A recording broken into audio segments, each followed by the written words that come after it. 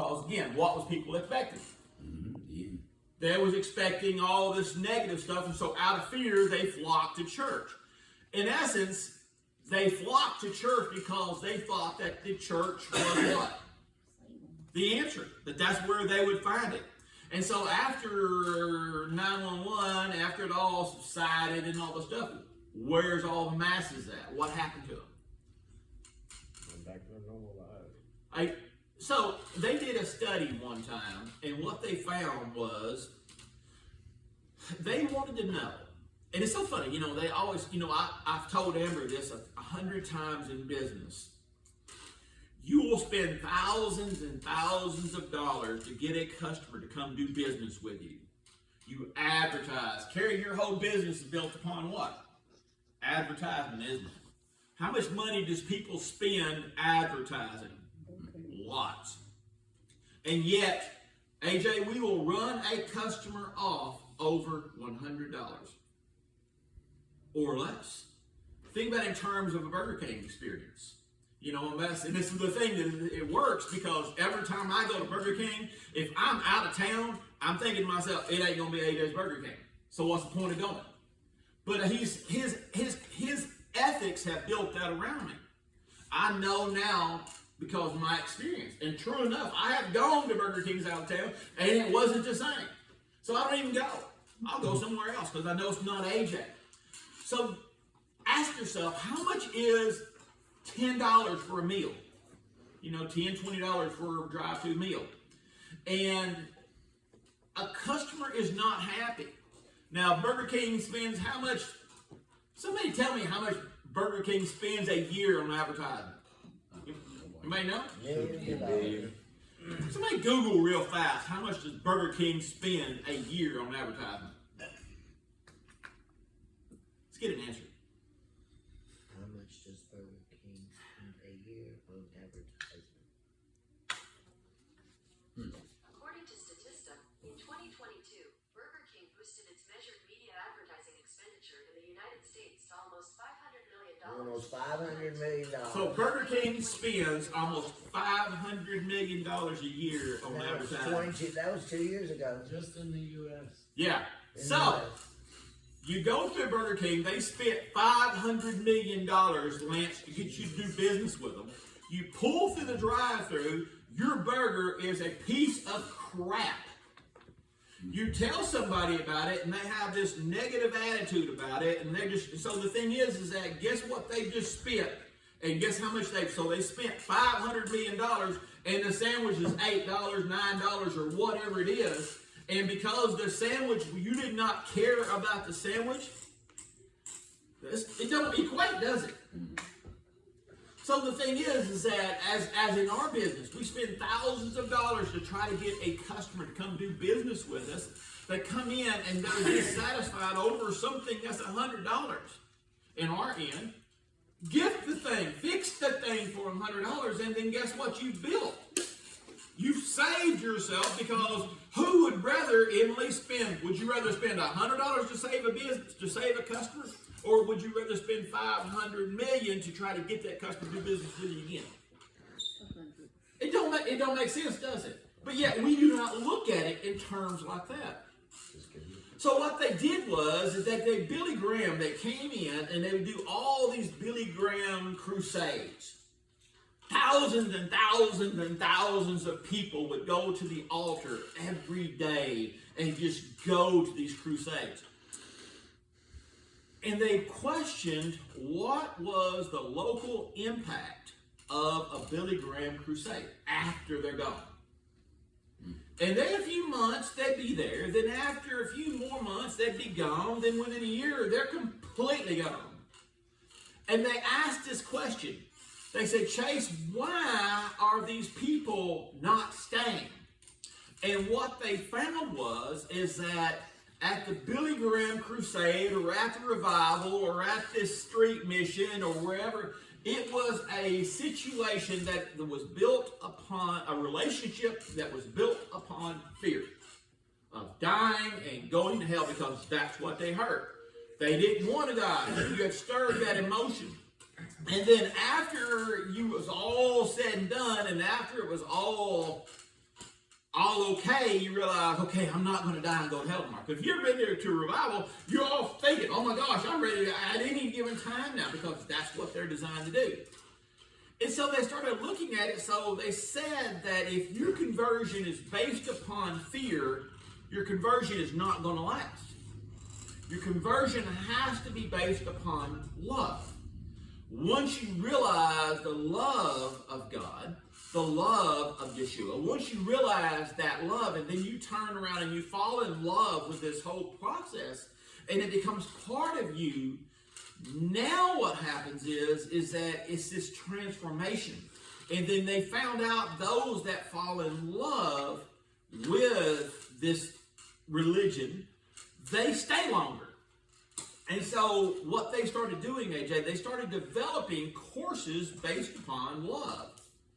But the problem is that love produces fewer numbers. Think about it. Love produces fewer numbers. So what they would do, they would come up with marketing gimmicks. And in reality, that's what it is that they said that one of the greatest transformations, there's several points of transformation that happened within church. Do you know one of the greatest changes in when it happened and the fruit that it produced? Do y'all have a clue what it might be? Because I know it's kind of vague me to ask you this. I'll say it. Prior to, in the early days of Rome, when Rome had declared war on the Jews and on the Christian church in particular, the Christian faith in particular, when they were persecuting the Jews, read Acts, and it talks about the persecution of the Jews. Do you know that the church was growing at an astronomical rate during the persecution? It was huge. It was just growing. They couldn't do nothing with it. Because, again, it was illegal. And the thing is, the more that they oppress a thing, what happens? The more it grows. So the Constantine, they came up and they all realized, they said, hey, let's just change this. Let's make Christianity legal. Matter of fact, let's embrace this thing. And AJ, do you realize at that moment of embracing, Christianity started dying at that moment? Because it was no longer oppressed. It became a religion. And then it started changing. As you look upon the evolution of faith, we start seeing, and there's no saying that if you want to have a full church, put a ham on the altar. Seriously. Look at this church. We bring a ham, we bring food, we bring cheese dip, we bring Oompa Loompas here to church. Oh my gosh, the church is going to be full. Why? Because they come expecting to be fed. But that's also the clue of why the church has demised. Because in 911, they realized, oh, it was all a phase, it was all a scare, all these things is going on. It's a scare tactic, and we want to resort to them because, well, that's what we got to get in. We'll even use the scare tactics to tell you, well, why are you financially insecure or financially broke? Well, we use that scare tactic, and we tell you why, Mike. We tell you because you don't tithe enough. Well, so, I mean, who does not want to have produced this doctrine that say, well, I'll tell you what, you start tithing more, you'll start trusting in God more. There are churches today that will still preach that right there. Because we are in a time, Kai, of financial insecurity. And so the thing is that who does not want an investment at our age to think about, well, you know, if I give $10, God's going to turn around and give me what? 100. Is that not the prosperity message? That is truly the prosperity message. And so the thing is that why is that insanity? It's the insanity of doing the same thing over and over again and expecting a different result.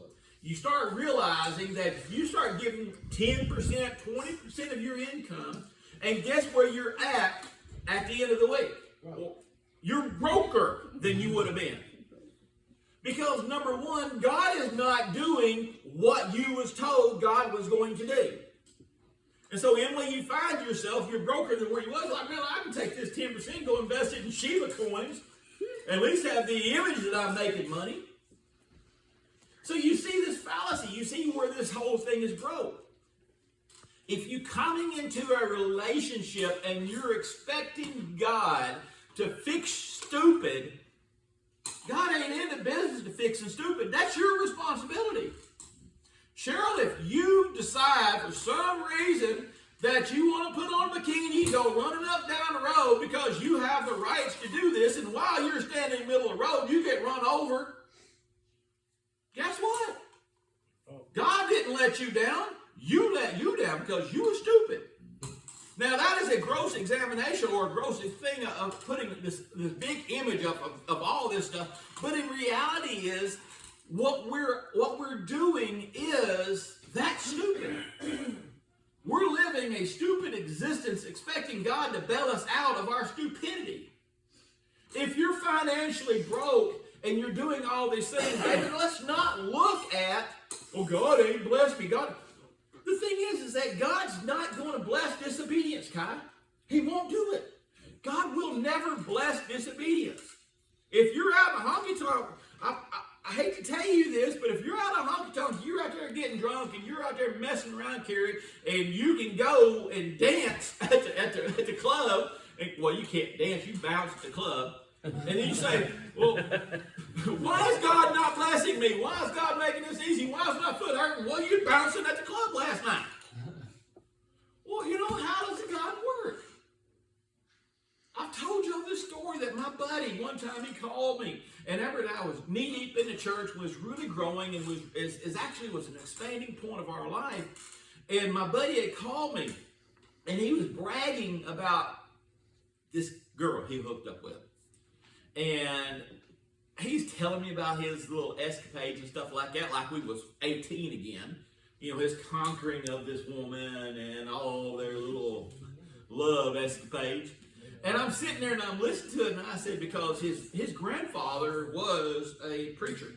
And he was one of that from that era that he preached. I mean, preached. Not that, I don't know how effective it was, but so here's his grandson was doing all those things, and I said, Jerry, I said, do you not see something going on here? I said, is this the kind of the woman that you want, that you're talking about all these things that y'all done? He said, well, man, he said, that was the best thing. I said, well, what's that? He says, so we woke up Sunday morning, and she says, okay, it's time to go to church. I mean, who doesn't want to believe that sleeping with some old crazy hoochie mama is not okay? I'm sorry. It's not. You know it's not. That's why it's fun. The thing is, they've proven that the reason why when we was growing up, that why premarital sex was so fun. And you know why it was so fun? Because we was told to not do it. Disobedience is the funnest thing in the world. Make something okay to do now, it's really nothing. It's not as fun as it used to be. One reason they talked about, rock and roll, y'all have heard me talk about this, that rock and roll music at one time they talked about how rock is basically dead. And the reason being, rock and roll music, when we was coming up, was what? Devil music. The devil music. It was everything that our parents hated. And so what's the first thing that we wanted to do? Play rock and roll music because our parents, we hate that kind of music. And so that made us want to do what? Play it louder and do more and grow long hair out and look like David. Do all these things. Kidding. But the thing is that here they have it, and all of a sudden now when you go home, rap ain't even cool. You go to Amber's house and she's listening to rap. It's not something that's uniquely theirs. And so now we've got something that is no longer wrong to do, and because our parents do it, it kind of takes the edge off of it. So the thing is that where are we going to evolve from this point? We've got to get to this point where something changes in our life. Something has got to make a difference. I talked about that last week, and I've heard